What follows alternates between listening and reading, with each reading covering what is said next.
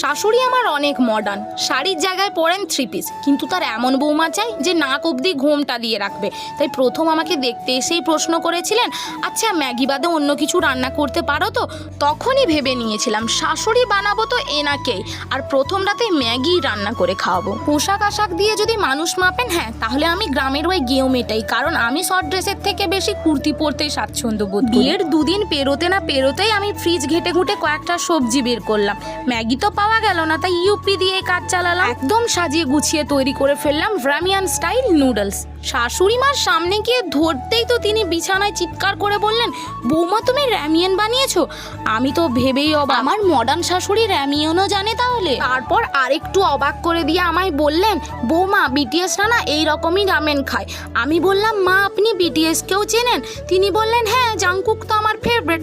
তারপরে শাশুড়ি বৌমাতে মিলে নুডলস খেতে খেতে গেলাম।